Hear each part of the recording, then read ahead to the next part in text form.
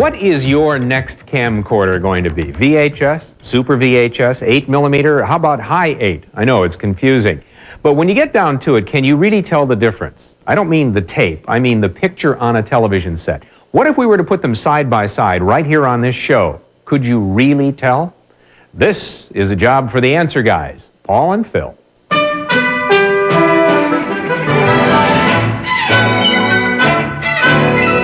Okay, Phil, give me a smile and a wave. Very good, very good. All right, you too. Hi there. Hi, very good. And hello there. We're Paul and Phil, the answer guys, with some fancy newfangled video cameras. Look at these. Far too many choices out here on the home video market for anybody to keep track of these days. And there's so many new high-tech developments in video cameras, you won't believe some of this stuff. Look at all these buttons. This one has D-zoom. What is that? In fact, if you're considering a brand new video camera purchase, you might have some very strange new questions. Wonder what kind of questions those might be. I hear about video dealers talking about resolution. What is resolution? Okay, great question. When you go into the video store and the salesperson says this camera has more lines of resolution, they mean it has a sharper, clearer picture. Watch this. Blow us up really big. Ah, boy, look, our noses are enormous. And we've ruined the sharpness of this image because we've taken out the lines of detail when we blew it up. Now, as we back out, we restore the lines of detail and we have a much sharper image. Can you tell me what the difference is between a VHS camera and an 8mm camera? When you hear things like that, VHS or 8mm, they're referring to tape format. Yeah, right now you're seeing me videotaped on VHS. It's that traditional big tape like you probably have at home. And I've been videotaped on 8mm, a much smaller tape, usually in a much smaller camera, and frankly, I think it looks a little sharper. Yeah, 8mm is supposed to be a little clearer picture, but I like the VHS. You be the judge. Oh, well, be the judge of this right here. Now I'm on that advanced high 8. Oh, that's kind of cheating using that fancy new high technology. Phil, look at me over there now. Here you see me now on Super VHS, more high-tech, records a little differently. It's much superior. Thank you very much. I still think the high 8 is a little sharper, don't you? Super VHS is the best. Well, now that we've looked at them all, we're not even sure you can tell the difference, can you? If you can't make up your mind, answer guys say, buy what's on sale. Yeah.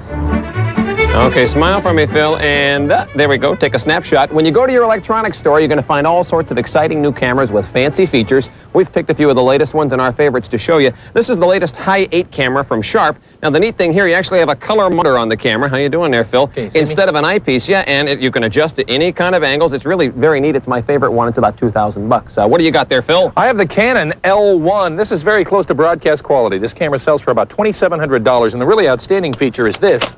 Interchangeable lenses, and not just video lenses, autofocus single lens reflex camera lenses like go on Canon EOS systems fit on this video camera, and they work.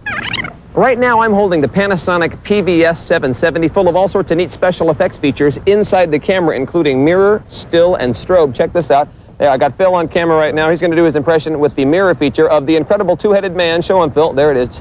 Just like that. I'll turn that off. Now take a look. Here's the still feature. Nice big smile. See, I can freeze him with a big smile, even though Phil is no longer smiling, as you can see. And finally, do a little dance here, Phil. There's the strobe feature.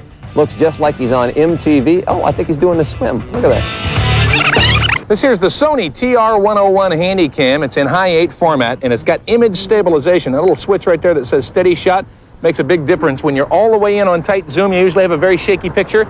This takes care of that. Take a look here. I'm shooting a picture of Paul. There he is. See how shaky it is on full zoom? You hit the steady shot switch. Look at the difference it makes. Here it is without, and here it is with. Unbelievable. One of the greatest features ever designed for a video camera. Now, all of the cameras that we've shown you so far have been one-chip cameras. There's one chip processing the video image. The next step in home video will be 3-chip cameras. 3 different chips processing the video, making it almost broadcast quality, like the cameras we use here to make television. In fact, what we're using right now in this picture is the latest 3-chip camera by Sony. Here, let me get this, if that's okay. This is the Sony CCD VX3 home video camera, and it's the absolute cutting edge. Pretty soon, everybody will be buying the 3-chip cameras. But not too soon, because right now they sell for about $3,500. Yow. Any more questions? Hey, answer guys, do you have any tips to take great home movies? You bet. Number 1, when you have the camera, always keep the sun at your back. Our cameraman, Mike, has the sun behind him. Yeah, if I shoot it back the other way, see, the sun's on the wrong side, and you can't see Mike at all there. Of course, in Mike's case, that's not necessarily a bad thing. Number 2, don't over-zoom. People who make home videos want to zoom in, zoom out, zoom in, zoom out. Stop it already. It's a camera. It's not a trombone. And maybe most importantly, don't shoot too much video. Think about the poor folks who are going to be watching while you're shooting your film. That's right. And if you get bored while you're shooting the video, it'll be doubly boring when you watch it on TV. Speaking of boring on TV, it's time for the answer guys to go. That's right. Here's hoping you make some great home movies. I'm Paul. And I'm Phil. We're the answer guys. Now, come on. I got some video to show you of my vacation to Nebraska that will thrill you. That'll be really good. Oh, it'll be great. I didn't even over zoom. It's great stuff. Now, it has come to our attention that some of you are transferring your home movies from 8mm or 16mm film to videotape and then throwing away the film. Bad idea. Even Sony Corporation estimates that the lifetime of videotape under the best conditions is only about 15 years. So transfer it for easier viewing, if you will, but hang on to that film. That's it for this edition. Thanks for joining us. We hope to see you on the next Step.